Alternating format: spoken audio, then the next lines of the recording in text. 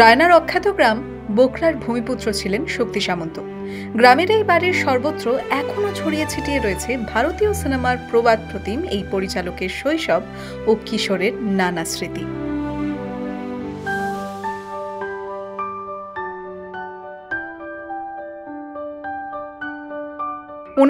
সালের 13 জানুয়ারি বোকরা গ্রামেই জন্ম হয়েছিল শক্তি সামন্তর।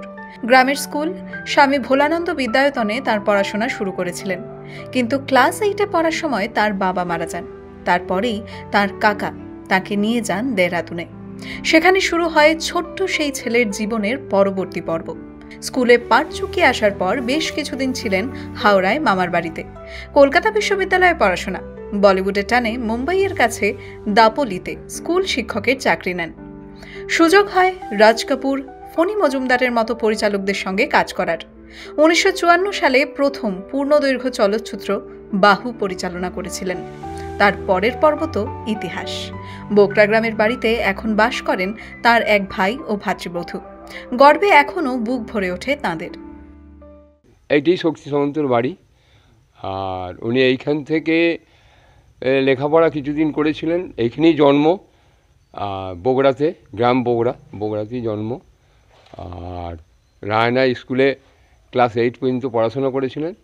ওনার খুব ছোটোবেলা বাবা মারা যায়, যার ফলে এখানে তত্ত্বাবধান করার খুব অসুবিধে ছিল, যার ফলে ওর কাকা দেহরাদুনে ঠিকাদারি করতেন। উনি ওখানে নিয়ে চলে যান। ওইখান থেকেই উনি লেখাপড়া করেছিলেন। লেখাপড়া করে ওনার মামার বাড়ি হচ্ছে মলয়পুর, হুগলি মলয়পুর। আর থাকতেন উনি মামার বাড়ি বলতে হাওড়ায়, ওদের তেলের ব্যবসা ছিল, সেইখানেই উনি ওখানেই মামার বাড়িতে থাকতেন।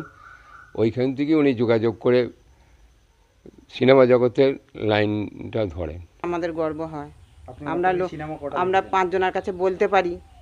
হ্যাঁ, আমি অনেক সিনেমা দেখেছি। অনুসন্ধান দেখেছি, অন্যায় অবিচার দেখেছি, অমানুষ দেখেছি। এখানে স্থানীয়রা সবাই জানে, বহু লোক দেখতেও আসে, এখানে বাড়ি দেখতে আসে।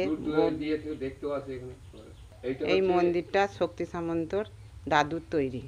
তারা জানান, জীবদ্দশায় খুব কমই শক্তি সামন্ত আসতেন তাদের বাড়িতে। তবুও আজও অসংখ্য মানুষ পরিচালকের বোকরার বাড়ি দেখতে আসেন। তাদের পরিবারের এই মানুষটি এখনো গোটা গ্রামকে গর্বিত করে। পূর্ব বর্ধমান থেকে চন্দন ঘোষের রিপোর্ট, দ্য ওয়াল নিউজ।